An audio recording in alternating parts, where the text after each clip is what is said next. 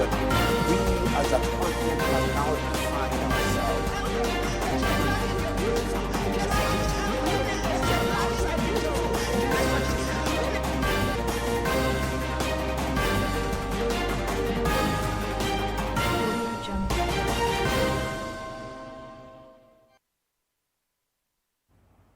This is TOS National News on TOS TV, your digital first Pan-African news network. I'm Adesuwa Osui. The embattled Deputy Speaker of the Ogun State House of Assembly, Honorable Dare Kadiri, was on Thursday impeached for alleged gross misconduct. Mr. Kadiri represented Ijebu North State Constituency 2. About 20 lawmakers had last week signed a petition for Kadiri's removal. It was also recalled that the Speaker of the State Assembly on Monday set up a 5 ad hoc committee headed by Yusuf Sharif to investigate the allegation against Kadiri. 9 people have been arrested over last Sunday's attack on Kermin Gandu village in ZANGON, KATAF local government area of Kaduna State that left 5 people dead. Mr. Samuel Arunwa, Kaduna State Commissioner for Internal Security and Home Affairs, said on Wednesday that the 9 suspects were tracked by security agencies until they were arrested, adding that during their arrest, several weapons were discovered in their possession. The 9 suspects were apprehended after continuous tracking by the troops. Various weapons used for operations were recovered from the group. The governor of Kaduna State, Malam Nasir El-Rufai, received the report with gratitude and commended the troops for their selfless effort, urging the security agencies to ensure diligent prosecution of the suspect. A Chinese expatriate has been kidnapped by gunmen in EKITI State and his whereabouts yet unknown by security agencies. The man was said to have been abducted at Igbemo EKITI in Irekwadun Ifelodun local council of the state. The expatriate, who was identified as one of those supervising the construction of Ilupeju Ire Igbemo Ijon Road, was said to have been captured at Igbemo EKITI while driving in a Hilux van and forcefully taken away by the gunmen. ASP Sunday Abutu, the police public relations officer, EKITI Command, said the operatives of Rapid Response Squad, RRS, had organized a manhunt for the kidnappers. And you're still watching National News on TOS TV. We bring you more news across the nation after the break. Do stay with us.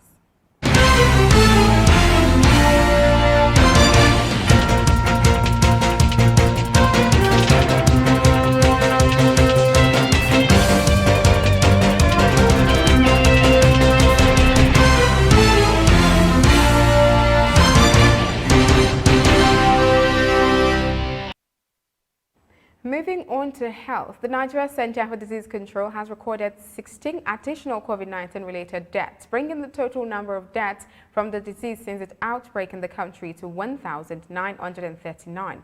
The NCDC made the disclosure on its official Twitter handle late Wednesday. According to reports, Nigeria has so far recorded a total of 156,963 confirmed cases of the disease, out of which 135,801 cases have been discharged across the 36 states and the Federal Capital Territory (FCT). NCDC also reveals that the total number of active coronavirus cases was now standing at 19,212 after a decrease of 401 in the past 24 hours.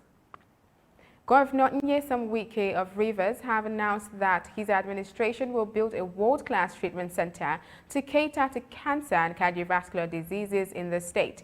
Wike disclosed this during the inauguration of the Ramogba 1 and 2 flyovers over the triple flyover project built by Julius Berger, Nigeria, in Port Harcourt. According to the governor of the state, government will be signing another contract with Julius Berger to build a cancer disease treatment center in the state within 14 months. And Anti-Business Accountant General of the Federation, Ahmad Idris, has urged the management of NIPOS to leverage its huge asset and human resources to generate revenue. He gave this charge while he received in audience the Postmaster General of Federation, Dr. Ismail Abdebayo Adewusi, at the Treasury House in Abuja.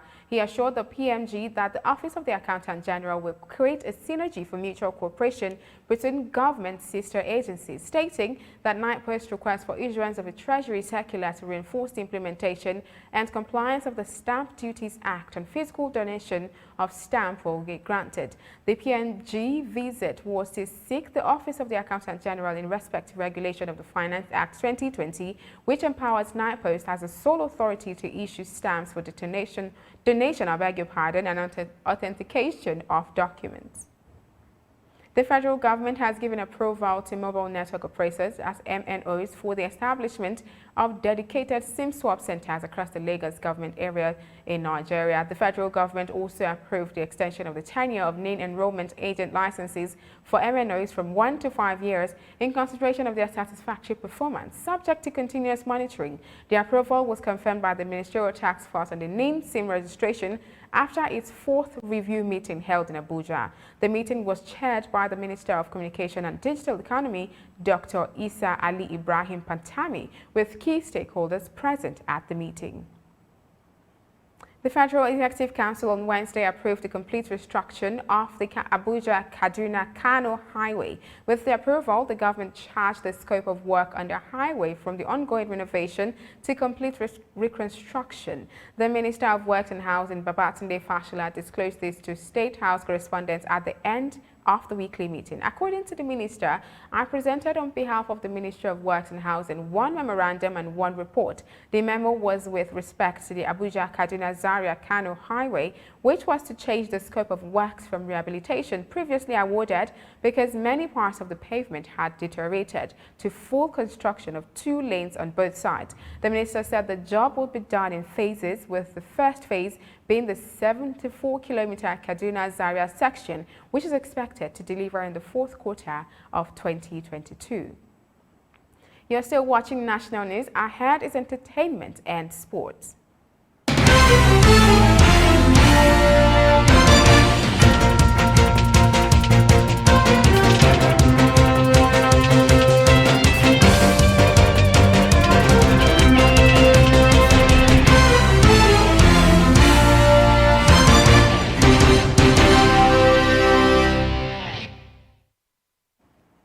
Welcome back. Popular veteran Nigerian broadcaster and actor DABA passed on 3rd March 2021 at about 8 p.m. According to a report, Mr. DABA battled excruciating pain with leukemia and prostate cancer over the years. DABA has worked overtime as a broadcaster for Nigerian Television Authority, and he rose to prominence in his acting career in the late 1970s, starring in Kokro at Dawn. And over to sports, the official date for the Super Eagles' last 2 matches in qualifying series for the 2022 Africa Cup of Nations to be hosted by Cameroon have been announced. Coach Janet Raw's men were originally scheduled to face the Benin Republic national team in their match day 5 fixtures on March 22, but will now batter the Squirrels on Saturday, March 27. The match will be played in Port Novo. The Eagles are to round off their campaign with their last match against Lesotho on Tuesday, 30th of March. And to basketball, Nigeria Basketball Federation has denied media speculation that it had indicated interest to host the 2021 edition of the FIBA Afro-Basket competition. In a reaction to some media publications which insinuated that Nigeria was in the race to host the biggest competition on the continent, the board said it was just a figment of some people's imagination. Speaking from Lagos, Musa Kida, president of the board, explained that at no time did the NBBF submit any bid to host the 2021 FIBA Afro-Basket Championship, either for men or women. According to Mr. Kida, speculations on Nigeria's hosting either the championship came as a surprise to him and members of the board. That is national news on your digital first Pan-African News Network, TOS TV. For more updates, visit www.tostvnetwork.com. Follow and like TOS TV Network on Facebook, Twitter, and Instagram. And remember to subscribe on YouTube. Stay with us to enjoy more programs on TOS TV Network. My name is Adesu. I'll see you. Good afternoon.